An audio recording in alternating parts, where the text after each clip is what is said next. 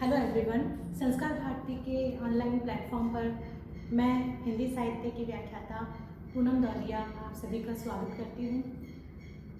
हिंदी साहित्य की बीए तृतीय वर्ष की इस कक्षा में हमने पाठ्यक्रम के बाद में काव्यशास्त्र विषय पर हम चर्चा कर रहे थे और इसके अंतर्गत हमने अलंकारों का अध्ययन किया। अभी तक हमने जिन अलंकारों का अध्ययन किया उसका मैंने आपको रिकैप के साथ में अच्छे से समझा दिया है। आशा है आपको पूरी तरह से आपके अलंकार संबंधी जितने भी संशय हैं दूर हो गए होंगे।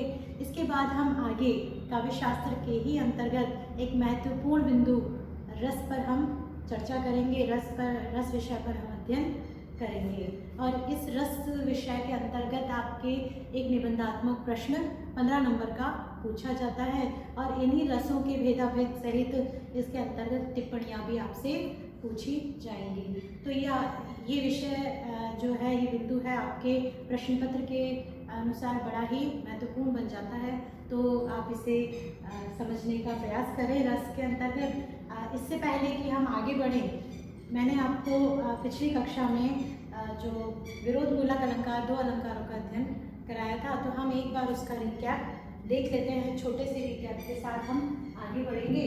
तो मैंने आपको बताया था अपनहोती अलंकार और विभावना अलंकार।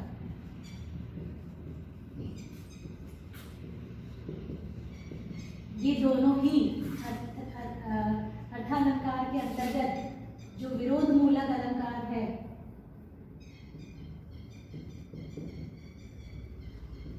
अलंकार के ही ये दोनों भेद हैं। विरोध मूलक अलंकार के अंतर्गत, यानी कि अभी तक हमने साम्य मूलक अलंकार पढ़े थे, उसके बाद विरोध मूलक जो विरोध करते हैं। अपनहोती का अर्थ है उपमेय का निषेध करना,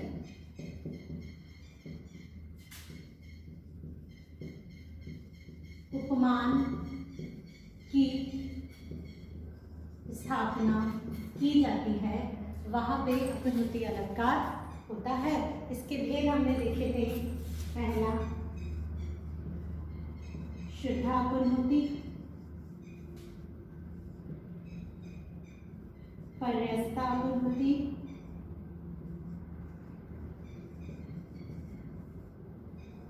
तीसरा छेका अपनहोती, चौथा शुद्धा अपनहोती, पर्यस्ता अपनहोती, छेका अपनहोती और केतवा अपनहोती।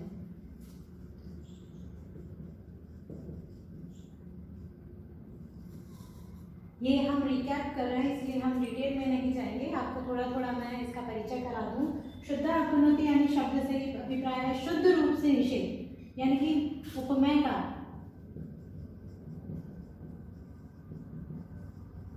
पूरी तरह से निषेध कर उपमान की स्थापना की जाती है, वहां पे शुद्धा अपनहोती अलंकार होता है। पर्यस्ता अपनहोती यानी कि एक गुण को दूसरी जगह दूसरे गुण में स्थापित कर देना, अर्थात उपमेय के गुण का पूरी तरह निषेध कर उपमान में बताना। जो उपमेय का गुण है उसका पूरी तरह निषेध करके उपमान में बता दिया जाता है। छेका अपनहोती, छेका का अर्थ है छल के द्वारा एक बात का छल से निषेध कर दूसरी बात कहना, यानी कि एक बात का पूरी तरह से निषेध कर दिया जाता है। नायिका अपने प्रिय का वर्णन कर रही होती है और सखी को पता चल जाने के बाद वो अपनी बात को बदल देती है और प्रिय की जगह चंद्रमा को बताती है, बादल को, मेघ का, शाम को निषेध कर, श्री कृष्ण का निषेध कर उसकी जगह बादल का होना बता देती है। अपनी बात को पूरी तरह बदल देती है छल से। केतवा अपनहुति में हम मिस, बहाने व ब्याज इन शब्दों के द्वारा हम किसी बात का निषेध करके दूसरी बात का होना बताते हैं कि मुख चंद्रमा उदित नहीं हुआ है, ये तो मुख के बहाने ही, मुख ही चंद्रमा के बहाने उदित हुआ है। तो इस तरह से यहाँ पे आपने ये जो अपनहुति अलंकार को समझा है तो आपको समझ में आया होगा। इसके बाद हम बात करते हैं विभावना अलंकार की। विभावना का अर्थ है बिना कारण के कार्य होना। कारण नहीं है फिर भी कार्य संपन्न हो रहा है, वहां पे विभावना अलंकार होगा। एक उदाहरण मैंने आपको बताया था अंत में, बिनु पद चले सुने बिनु कान, कर बिनु कर्म करे विधि नाम। यहाँ ब्रह्मा जी का वर्णन है कि पैर नहीं है फिर भी वह संसार को चला रहा है, निर्गुण ब्रह्म है वो, उसका स्वयं कोई शरीर नहीं है, कोई हाथ पैर नहीं है, वो निराकार ब्रह्म है फिर भी संसार को चला रहा है। उसके कान नहीं है फिर भी वो जो है अपने संतान की, अपने जो सृष्टि के मनुष्य हैं उनकी बात, उनकी याचना को सुनता है। उसके हाथ नहीं है फिर भी वो कार्य करता है, संसार के सभी कार्यों को संपन्न कराता है। तो इस तरह से ब्रह्मा जी के अस्तित्व का वर्णन किया गया है कि किस तरह से ब्रह्मा सृष्टि का संचालन करता है। एक निराकार ब्रह्म होते हुए भी वो अपने संसार में, अपनी सृष्टि में, अपनी संतान का जो बात सुनता है उसी का यहाँ पे वर्णन किया गया है। तो इस तरह से देखिए कि किस तरह से विभावना अलंकार में बिना कारण के भी कार्य संपन्न हो जाता है। तो ये था आपके छोटा सा रिकैप। आप चाहें तो इसका एक स्क्रीनशॉट ले सकते हैं, इसके बाद हम आगे बढ़ेंगे। अगली कक्षा आगे बढ़ के हम आज एक नए विषय पर हम चर्चा प्रारंभ करेंगे। रस काव्य शास्त्र के अंतर्गत जो सबसे महत्वपूर्ण बिंदु है जिस पर एक निबंधात्मक प्रश्न पूछा जाता है वह है रस। तो आज हम रस पर चर्चा करेंगे।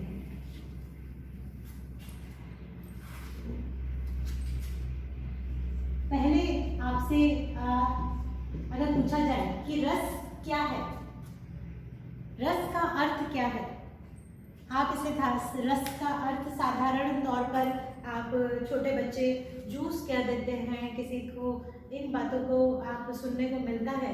लेकिन क्यों कहा जाता है रस? फलों का जो रस है वो पीकर एक आनंद प्राप्त होती है, बच्चों को बड़ा पसंद होता है, इसीलिए उसे रस कहते हैं, क्योंकि रस का अर्थ ही है आनंद। बच्चों के द्वारा आंसर जो मिलता है उससे पृथक हम रस के वास्तविक अर्थ को समझेंगे कि रस प्राप्त करना, कि हमने आज एक फिल्म देखी, हमें बड़ा ही आनंद आया, बड़ा ही मज़ा आया, बड़ा ही रस मिला। कौन सा रस मिला? एक्शन मूवी थी तो आपने वीर रस का आनंद लिया। अगर कोई आपने हॉरर मूवी देखी है, कोई डरावनी पिक्चर देखी है तो आपको भयानक रस का आपने आनंद लिया। जाहिर सी बात है पैसे देके लोग डरने जाते हैं थिएटर में, क्यों? क्योंकि डरने में भी एक आनंद मिलता है, भयानक रस का आनंद होता है। हास्य रस के लिए आप जो हास्य फिल्में देखते हैं और करुण रस के लिए करुण फिल्में देखते हैं। तो इस तरह से आप विभिन्न रसों का आनंद प्राप्ति के लिए आप हम कह सकते हैं कि इसकी परिभाषा के अंतर्गत हम समझ सकते हैं जब रस को आनंद कहा गया है। और एक बात आपको बता दें, रस को कहते हैं व्यंग्य। व्यंग्य का मतलब होता है सीधे तौर पर जो बात कही जाती है उसके एक व्यंग्य रूप में जो अन्य बात कही जा रही है उसको जब व्यक्ति समझता है तो वहाँ पे व्यंग्य रस व्यंग्य होता है और व्यंग्य में ही रस होगा। आगे देखिए, रस की परिभाषा के अंतर्गत हम देखेंगे जब काव्य के अंतर्गत जो है कविता, कोई भी कविता, कोई भी कहानी, उपन्यास, कथा, निबंध, इन सभी को जो सुनने, देखने, पढ़ने व इनका अभिनय देखकर जो आनंद की प्राप्ति होती है,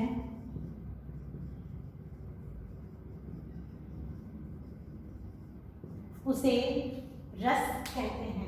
कोई भी काव्य के अंतर्गत गद्य और पद्य दोनों आ जाते हैं। कविता, कहानी, उपन्यास, कथा, निबंध, इनमें से किसी को भी जब हम पढ़ते हैं या सुनते हैं या फिर हम अभिनय के रूप में इसे किसी फिल्म, नाटक के आधार पर हम देखते हैं, तो हमें जिस आनंद की प्राप्ति होती है उसे हम क्या कहते हैं? रस कहते हैं। जिसमें नायक, नायिका और सहायक कलाकारों के जो अभिनय के द्वारा आपको जो विभिन्न रसों का आनंद मिलता है, उन्हीं को रस के अंतर्गत हम पढ़ेंगे। अगर हम बात करें रस के इतिहास के आधार पर, तो रस जो है भरत मुनि के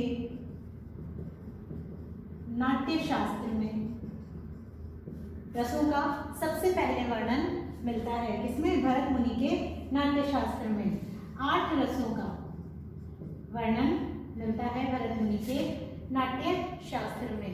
लेकिन इसके बाद में विभिन्न विद्वानों ने इसमें और रसों को जोड़ दिया है, जिसके अंतर्गत जो वत्सल रस है और निर्वेद है, इन रसों को इसमें जोड़कर 8 रसों से अधिक इसे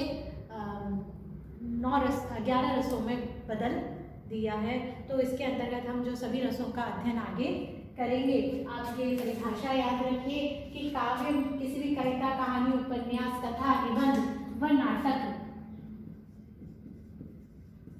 को पढ़ने, सुनने, देखने और इनका अभिनय देखने से जो आनंद की प्राप्ति होती है उसे रस कहते हैं। भरत मुनि के अनुसार नाट्य शास्त्र में 8 रसों का वर्णन मिलता है। अब हम आगे रसों को देखेंगे कि रस कितने तरह के होते हैं और इनके अर्थ क्या होते हैं। हम रस निष्पादन की पूरी प्रक्रिया का आगे पढ़ेंगे।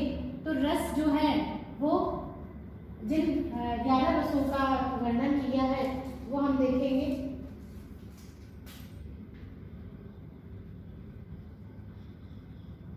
श्रृंगार रस,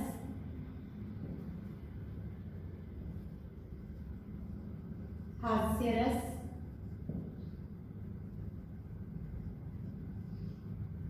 करुण रस, वीर रस, रौद्र रस,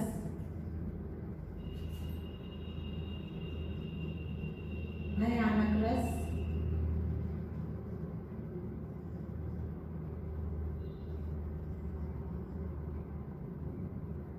विभत्स रस,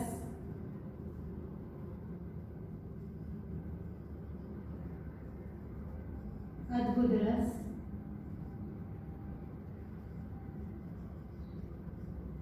वत्सल रस,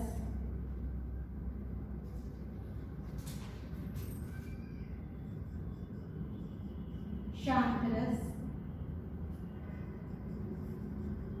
भक्ति रस।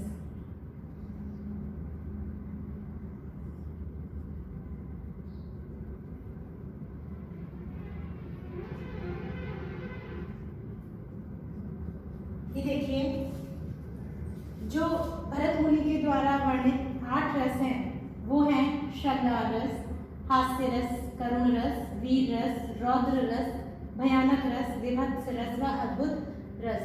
इसके बाद जो विद्वानों ने इसमें अनेक 3 और रसों को जोड़ दिया है, उसमें वत्सल, शांत और भक्ति आ जाते हैं। इनको पहले ना जोड़ने का कारण था क्योंकि वत्सल को जो है पहले श्रृंगार के अंतर्गत ही स्थान दे दिया जाता था और शांत और भक्ति को करुण के अंतर्गत ही स्थान दिया जाता था। इनको अलग से स्थान इनका नहीं था, लेकिन अब विद्वानों ने इन्हें अलग से स्थान देकर इन्हें जो 11 रसों का नाम दिया है।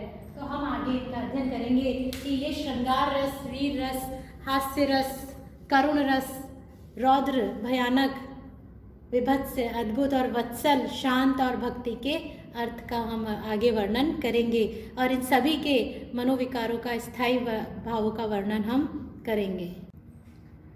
जितने भी रस अभी हमने देखे, तो रस का मैंने आपको अर्थ बताया था। रस का अर्थ होता है आनंद, अर्थात जिस रस की जिस आपको परिभाषा मैंने बताई थी, किसी भी काव्य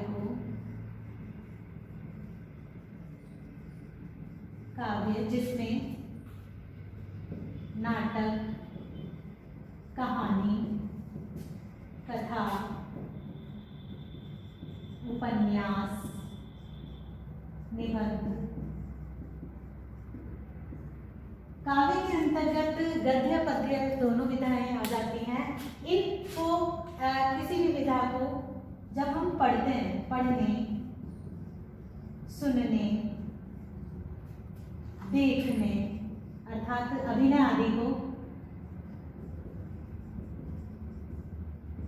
अभिनय आदि को देखने से जो आनंद की प्राप्ति होती है उसे हम रस कहते हैं।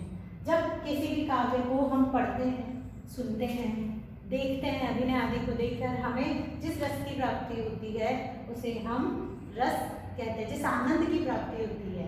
अब आप इन्हें देखिए, इस तरह से समझिए कि ये सभी रस हैं।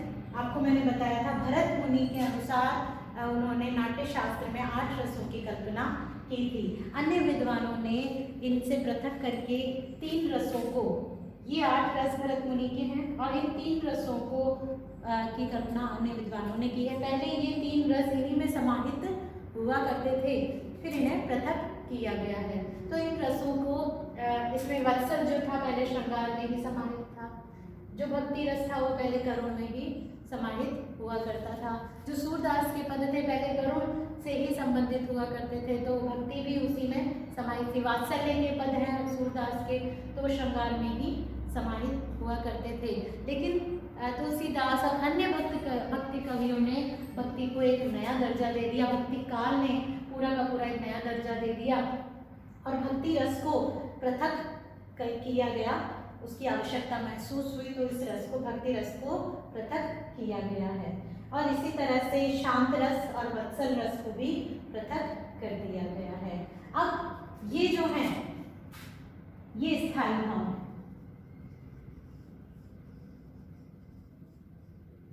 आपको रसों को याद कराने के उद्देश्य से मैं पहले आपको स्थायी भाव समझाऊंगी। इन एक एक रसों का अध्ययन हम विस्तार से करेंगे, लेकिन आगे बढ़ने से पहले मैं आपको स्थायी भाव से इनका संबंध समझाना चाहती हूँ ताकि आपको ये रस अच्छे से याद हो जाए, क्योंकि न केवल हमें समझना है बल्कि परीक्षा की दृष्टि से याद भी करना है, इन्हें परीक्षा में भी लिखना है। तो इस तरह से देखिए, स्थायी भाव को समझिए। ये तो थी रस की परिभाषा, आपने देखा। अब स्थायी भाव की परिभाषा देखिए कि इसे समझिए पहले। स्थायी भाव, स्थायी यानी जो स्थायी रूप से हमारे मन में विद्यमान होते हैं, जन्म से ही, उन्हें क्या कहते हैं? स्थायी भाव कहते हैं। अब स्थायी भाव जो है, बच्चा जब जन्म लेता है तो अपने मन में वही भाव लेकर पैदा होता है, उसके मन में सभी भाव हैं, लेकिन अनुकूल परिस्थितियां होने पर ही वो प्रकट होती हैं। जब बच्चा जन्म लेता है तो उसके मन में अपनी माता के प्रति प्रेम का भाव होता है, स्नेह का भाव होता है। उसे किसी चीज़ बुरी लगती है तो उसे क्रोध आता है, उसे कोई चीज़ अच्छी लगती है तो प्रसन्न होता है, उसे हंसी आती है तो ये हास और किसी चीज़ को देख के उस, और सबसे ज़्यादा जो रस होता है अद्भुत, विस्मय, क्योंकि बच्चा क्या करता है, दुनिया को विचित्र नज़रों से देखता रहता है, सब कुछ उसके लिए अनदेखा नया होता है, विस्मय की दृष्टि से वो देखता रहता है। तो यही रस बच्चे के जन्म में होता है। फिर धीरे धीरे जब बच्चा बड़ा होता है, शिशु अवस्था से बाल्यावस्था में आता है, तब वो उसमें वीर रस, उसमें करुण रस, किसी की दुख को देखकर दुखी हो जाना, वीर किसी की मदद करने के लिए उत्साहित हो जाना, और डर, इस तरह के ये भाव उसके मन में धीरे धीरे पैदा होते हैं। एक छोटे शिशु में भय का भाव नहीं होता।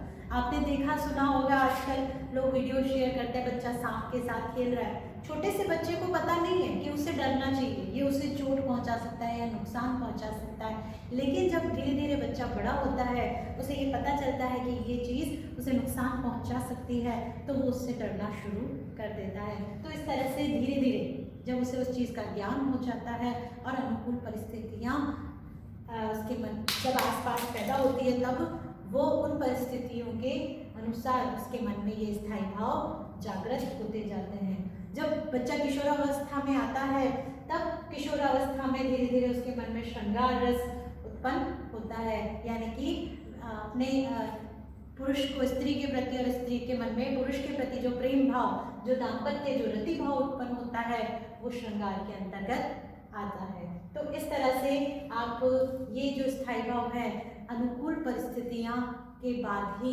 प्रकट होते हैं, हमारे मन में सुषुप्त अवस्था में रहते हैं। इसकी परिभाषा देखिए स्थायी भाव कि जन्म से मनुष्य के मन में सुषुप्त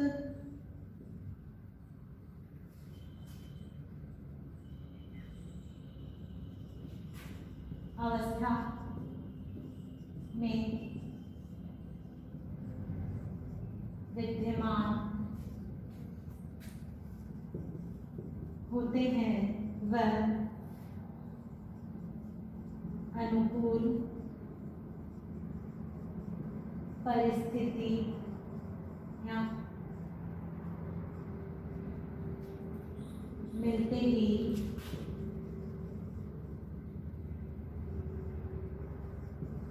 प्रकट होते हैं।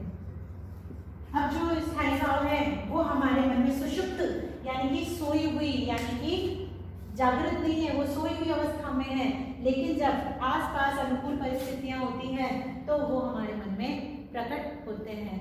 आप उन्हीं परिस्थितियों को आपने देखा, आप जब कॉमेडी मूवी देखने जाते हैं तो आप ऐसी परिस्थितियों को आपके नज़रों के सामने पैदा होती है तो आपको हंसी आती है। वीर रस का जब आप उसमें कोई एक्शन मूवी देखने जाते हैं तो आपको वहाँ पे ये आप एक विषय संबंधित चुन के जाते हैं, आज मुझे डरना है, आप हॉरर मूवी देखने जाते हैं आपको डर लगता है, तो ये परिस्थितियों के बाद ही इन रसों को उत्पन्न होता है। लेकिन अगर आपको डर नहीं लगा, आपको हंसी नहीं आई, तो आप कहते हो अरे पिक्चर अच्छी नहीं थी, हंसी नहीं आई, कॉमेडी नहीं थी, हमें डर ही नहीं लगा। तो ये है आपकी परिस्थितियाँ अनुकूल थी क्या, क्या वास्तव में वो उन परिस्थितियों को बना पाए।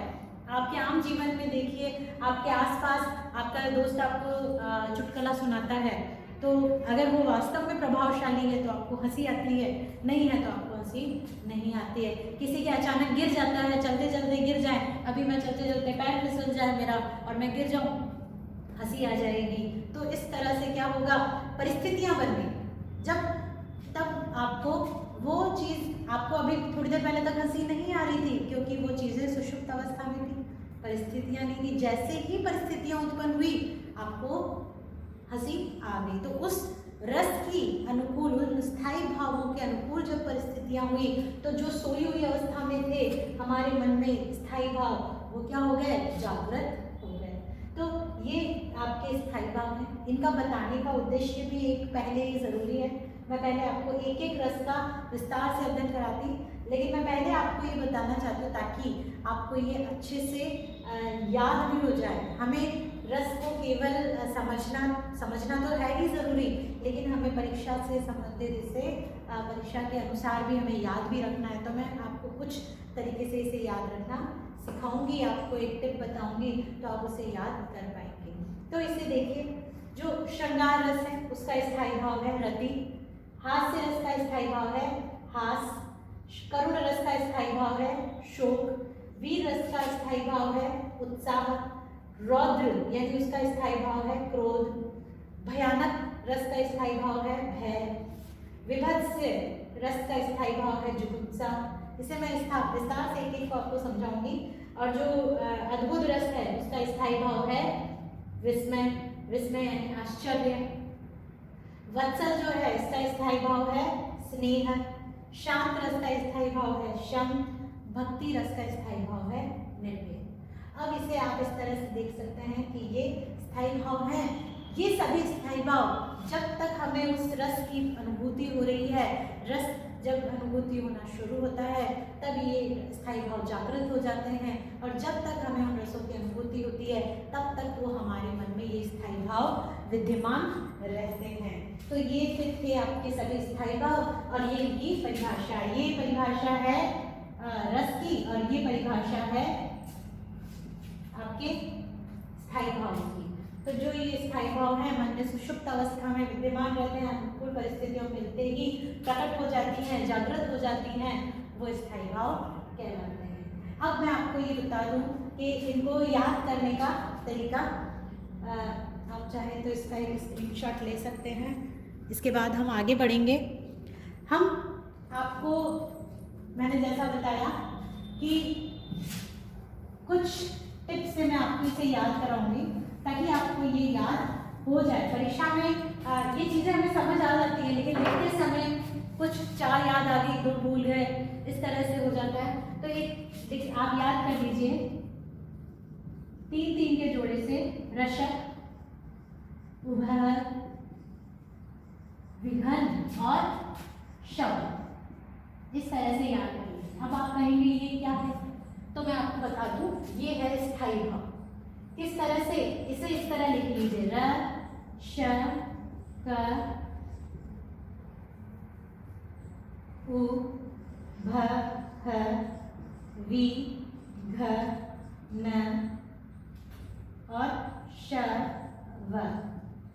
आपने ये लिख लिया। अब इन्हें आप, क्योंकि आपने एक बार याद तो करना है, अब जब याद करा हुआ है रशक उबर विघन आपने इस तरह लिख लेना है, और फिर उसको कंप्लीट करना है। र से रति, श से शोक, क से क्रोध, उ से उत्साह, भ से भय, ह से हास, वी से विस्मय, घ से जो है घृणा है, जो कि आपको ये बताया गया था। विभत्स का जुगुप्सा, जुगुप्सा को घृणा भी कहते हैं। न से जो है निर्वेद, श से शम और व से वत्सल। अगर रशक उपर विघन शव आपने याद कर लिया तो सभी स्थायी भाव आपको याद हो गए, और इनके सामने आप इस तरह से, क्योंकि आपको परीक्षा में तो बताना ही है, तो यहाँ स्थायी भाव और उसके सामने आप रस लिख देंगे, और ये इस तरह से आप इन्हें जोड़ देंगे। यहाँ एक लाइन से लिख दीजिए, यहाँ पे जगह ना हो तो ये इस तरह से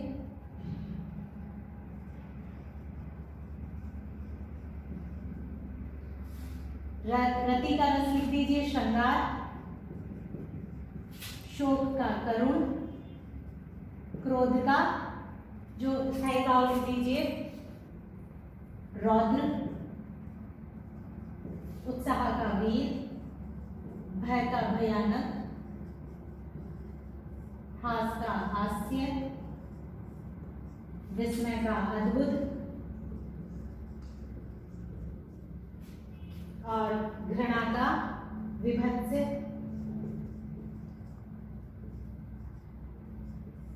निर्वेद का भक्ति और शम का जो है शांत, और बचा वत्सल स्नेह,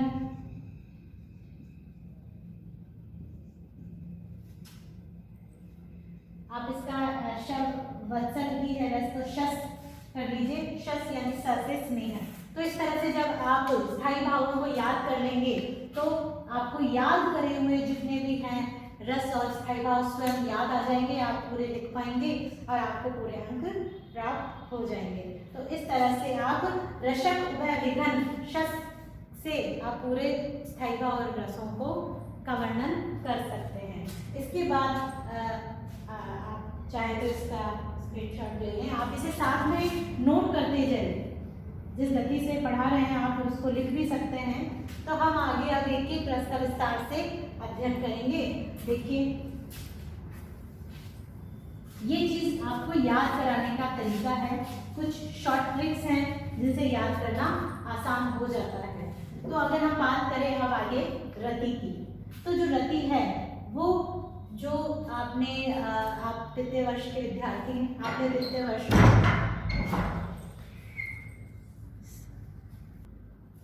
तो इस तरह से देखिए श्रृंगार रस के आप पहले तो श्रृंगार रस की आपने जो द्वितीय वर्ष में पढ़ा है रीति काल में श्रृंगार रस का विस्तार से अध्ययन किया है। उसमें दो भेद हैं श्रृंगार रस के, पहला संयोग और दूसरा वियोग या फिर आप इसे विप्रलभ भी कह सकते हैं। जो वियोग और संयोग है, अब इसे यहाँ पे जो रीति या श्रृंगार है ये है क्या, इसका विषय है प्रेम, दाम्पत्य के आधार पर, क्योंकि प्रेम जो माता पिता भाई बहन गुरु शिष्य का प्रेम भी है वो वत्सल के अंतर्गत आएगा। यहाँ पे जो श्रृंगार और रति है वो दाम्पत्य के आधार पर प्रेम होता है। अर्थात श्रृंगार रस कैसे कहेंगे, जब पुरुष के मन में स्त्री के प्रति प्रेम भाव हो या स्त्री के मन में पुरुष के प्रति प्रेम भाव हो, वहाँ पर क्या होता है, मन में रति भाव होता है और उसका रस श्रृंगार होता है। तो इसी तरह जब अपने प्रिय की मिलन अवस्था होती है, यानी जब प्रिय प्रेमी अपनी प्रेमिका से जुदा नहीं होते हैं, वहाँ पर संयोग होता है, अर्थात मिलन अवस्था या फिर जुदा नहीं। जब जुदा नहीं होते हैं तो वो संयोग अवस्था होती है, और जब जुदा हो जाते हैं वहां पे क्या होता है, वियोग श्रृंगार होता है, विप्रलभ श्रृंगार होता है। तो इस तरह से आप श्रृंगार रस को समझ सकते हैं कि रति इसका स्थायी भाव है और श्रृंगार में प्रेम उसका विषय है, दाम्पत्य प्रेम से संबंधित है। संयोग अवस्था मिलन अवस्था को कहा जाता है, वियोग अवस्था जुदाई को कहा जाता है। यानी कि जो प्रसन्नता संयोग अवस्था में मिलती है उससे संयोग रस की प्राप्ति होती है, और जो वियोग से कष्ट प्राप्त होता है वो वियोग श्रृंगार में होता है। तो इस तरह से आप संयोग और वियोग श्रृंगार को समझ सकते हैं। इसके बाद हम आगे बढ़ते हैं हास्य हास्य में जब आप किसी व्यक्ति वस्तु परिस्थितियों की जो क्रिया गुण और उसकी अवस्था के अनुसार जब आपको ऐसी परिस्थितियां उत्पन्न हो जाती हैं कि आपको हंसी आ जाती है, उसे आपके मन में जो हास्य स्थायी भाव है वो जागृत हो जाता है, हंसी आ जाती है, तो हास्य रस की प्राप्ति होती है, हास्य का आनंद आता है। कोई चल रहा है, चलते चलते किसी का पैर फिसल जाता है और अचानक से ऐसी परिस्थितियां बन जाती है, हंसी आ जाती है, तो वहाँ पे हास्य रस होता है। और उसके बाद आपका मान लीजिए आपके किसी दोस्त ने आपको कोई चुटकुला सुनाया है और उस चुटकुले से आपको हंसी आ गई, तो वहाँ पे भी हास्य रस की प्राप्ति हुई। उसकी किसी की कोई वेशभूषा, जोकर जो होता है विचित्र अजीब वेशभूषा पहनता है, रंग बिरंगे उल्टे सीधे कपड़े पहनता है, तो उसकी उस विचित्र वेशभूषा को देखकर भी, ऊटपटांग कपड़ों को देखकर भी आपको हंसी आ जाती है, वहाँ पे हास्य रस उत्पन्न हो जाता है। तो यहाँ पे जो मन में स्थायी भाव है हास्य वो जागृत हो जाता है, हास्य रस होता है। आगे देखिए करुण या शोक। करुण या शोक आपके किसी प्रिय व्यक्ति के जब मृत्यु का समाचार सुनने को मिलता है तो आपको बड़ा ही दुख होता है, आपके मन में जो शोक है वो स्थायी भाव जागृत हो जाता है, करुण रस उत्पन्न होता है। आप या फिर कोई अनिष्ट की संभावना, आप समाचार सुनते हैं और अचानक से खबर आती है कि प्रलय होने वाला है या उल्कापिंड टकराने वाला है या सुनामी आने वाली है, ऐसी खबरें सुनकर आपको ये पता चलता है कि अब कुछ ही समय में मृत्यु निकट है, संसार नष्ट हो जाएगा, तो ऐसी बातें सुनकर आपके मन में अनिष्ट की संभावना हो जाती है। वहाँ पे आपके मन में फिर से शोक और करुण रस उत्पन्न हो जाता है। तो आगे देखिए, फिर उसके बाद है वीर और उत्साह। वीर रस का स्थायी भाव, जो उत्साह है, आपके मन में उत्साह स्थायी भाव जागृत होता है। अर्थात आपने किसी भी वीरता का, उत्साह का अर्थ नहीं, ये नहीं है केवल कि सिर्फ युद्ध की ही बात की जाए। आप जब किसी कमज़ोर या निर्बल व्यक्ति को देखते हैं और आपके मन में उसकी मदद करने की इच्छा होती है, उसके तो वहाँ पर आपके जो मन में आपके, मान लीजिए किसी गरीब को देख के दान करने की इच्छा हुई, तो वहाँ आप में दान वीरता उत्पन्न होती है। धर्म की रक्षा के लिए आप प्रयास करते हैं, वहाँ धर्म वीरता होती है। और जब युद्ध में किसी कमज़ोर की मदद करने के लिए आप अपनी जान तक न्यौछावर कर देते हैं, वहाँ पे युद्ध वीरता होती है। तो इस तरह से वीरता के भाव हैं। जब आपके मन में ये सब कार्य करने का उत्साह जागृत होता है कि मुझे अपना संपूर्ण जीवन समर्पित कर देना, अपना सब कुछ समर्पित कर देना है, ये उत्साह जब आपके मन में जागृत होता है, तब वीरता का भाव, वीरता का रस उत्पन्न होता है। आगे बात करते हैं रौद्र रस या क्रोध स्थायी भाव की। तो जो क्रोध स्थायी भाव है, व्यक्ति हमेशा क्रोधित नहीं होता, कुछ कारण ऐसे बन जाते हैं अनुकूल, जैसा कि मैंने कहा, ऐसी परिस्थितियां बन जाती है आसपास कि व्यक्ति के मन में क्रोध स्थायी भाव जागृत हो जाता है और रौद्र रस उत्पन्न होता है। किसी ने आपका कोई बहुत बहुमूल्य वस्तु का नुकसान हो गया, आपको क्रोध आ जाता है उसके ऊपर, आपकी कोई चीज़ खो जाती है, नुकसान हो जाता है, किसी चीज़ से आपका कुछ बुरा हो जाता है, तो आपको उस व्यक्ति पर क्रोध आ जाता है। तो इस तरह से रौद्र रस उत्पन्न होता है। ये सभी एक दूसरे के सहयोगी हैं, रौद्र वीर। कभी कभी ये रस एक साथ इनकी उत्पत्ति होती है, कुछ रस एक दूसरे के विरोधी भी होते हैं, कुछ रस एक दूसरे के सहयोगी होते हैं। जैसे वीर, रौद्र, भयानक, ये सब एक साथ आते हैं, अद्भुत, ये साथ में रस आता है। जबकि श्रृंगार और वीर रस ये भी सहयोगी है, लेकिन रौद्र और श्रृंगार एक दूसरे के विरोधी हैं। कभी भी प्रेम के साथ साथ गुस्सा नहीं आएगा, क्रोध नहीं आएगा। इसी तरह से आगे देखिए, भयानक, भय, किसी वस्तु से डर लगता है। ऐसी परिस्थितियाँ जो प्राकृतिक, ऐसी परिस्थितियाँ देखकर, आपदाएं देखकर, किसी व्यक्ति को देखकर, किसी भी ऐसी वस्तु को देखकर, जब आपको किसी भयानक जानवर को देखकर जब आपके मन में भय उत्पन्न होता है, अनिष्ट होने का डर लगता है कि कुछ गलत हो जाएगा, तो वो भय स्थायी भाव जागृत हो जाता है और भयानक रस उत्पन्न हो जाता है। आगे देखिए, विभत्स।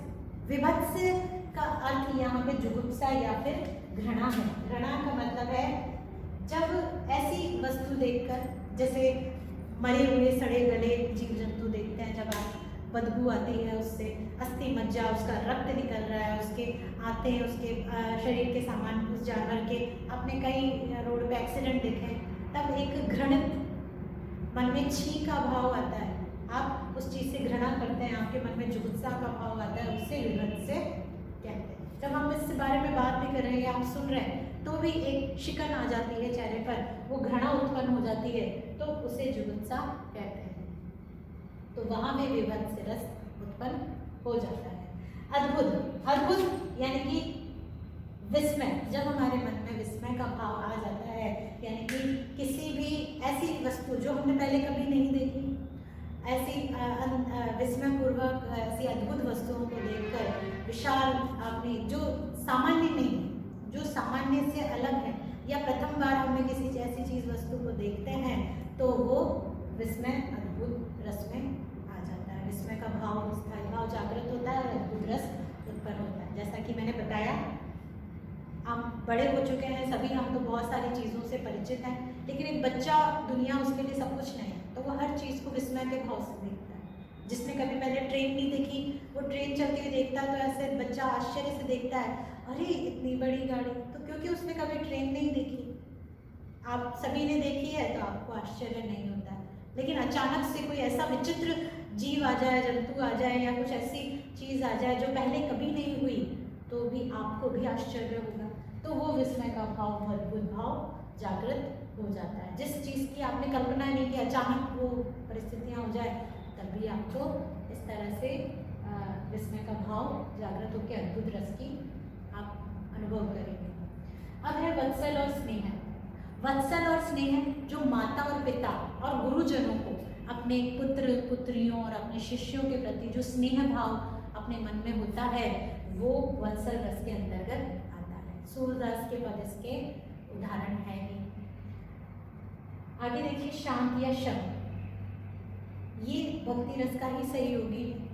किसी भी परिस्थितियों को देखकर जब मन में शांत का भाव आता है, संसार की परिस्थितियाँ, संसार के दुख देखकर जब इस संसार को त्यागने का मन करता है, इस संसार को छोड़ने का मन करता है, वहाँ पे इस संसार से मन जब उठ जाता है तो एक शम का भाव आता है, शांत हो जाता है मन। जब अब आप किसी का ना तो आप किसी को नुकसान पहुँचाना चाहते हैं, कुछ नहीं करना चाहते हैं, इस दुनिया से आपका विश्वास उठ जाता है तो आप शांत हो जाते हैं, तो वहाँ पे आप शांत रस की अनुभूति करेंगे। उसके बाद देखिए भक्ति या निर्वेद। निर्वेद जो स्थायी भाव है, ये हम अपने श्रद्धेय किसी देवी देवता, अपने इष्ट के प्रति जब हमारे मन में जो श्रद्धा है वो प्रकट होती है, वो निर्वेद भाव जागृत होता है, तो हम अपनी उस श्रद्धेय के प्रति, जिसके प्रति हम देवी देवताओं के प्रति हमारे मन में भक्ति भावना जो रस है वो उत्पन्न हो जाती है, वहाँ पे भक्ति रस की उत्पत्ति होती है। तो इस तरह से मैंने आपको सभी रसों का वर्णन समझा दिया। तो यहाँ तक तो हमने आपको सभी रसों की रस की परिभाषा, स्थायी भाव की परिभाषा, सभी रसों का मैंने आपको वर्णन कर दिया, उनको समझाया है, उनके स्थायी भावों से संबंध स्थापित करके भी बता दिया है। इसके बाद हम आगे बढ़ेंगे अगली कक्षा में, जब हम जितने भी स्थायी भाव के साथ साथ रस के कुछ और भी अंग हैं, इसके भेद हैं, तो उन सभी के सहयोग, जैसे स्थायी भाव, विभाव, अनुभाव, इन सभी के सहयोग से रस उत्पन्न होता है। रस की पूरी प्रक्रिया का हम अध्ययन करेंगे। तो आशा है आपको समझ में आया होगा। इसका बार बार आप अध्ययन करते रहिए, तब आपको ये अवश्य आपकी सारी परेशानियों से दूर हो जाएगी, आपको अच्छे से समझ आ जाएगा। चीज़ें जब समझ आ जाएंगी तो वो याद भी हो जाती है। याद करने का तरीका मैंने आपको बता ही दिया, मैं फिर से लिख देती हूँ। रशक, उभर, विघन और शस्त्र, ये सूत्र आप अच्छे से याद कर लीजिए। रशक, उभर, विघन, शस्त्र, रशक, उभर, विघन, शस्त्र, रशक, उभर, विघन, शस्त्र। अगर आप इसे याद कर लेंगे तो इन्हें सीक्वेंस से बिठा के इन सभी के 9 रसों को भी आप लिख लेंगे। और आपको सिर्फ 2 परिभाषाएं और याद करनी है। आपके निबंधात्मक प्रश्न बहुत महत्वपूर्ण बनता है ये, और आप इसे आसानी से कर पाते हैं। तो आज की कक्षा बस यहीं तक। अगली कक्षा में हम रस की पूरी निष्पत्ति, रस की पूरी प्रक्रिया का अध्ययन करेंगे। आप इसका अच्छे से पढ़िए और अच्छे से तैयारी कीजिए।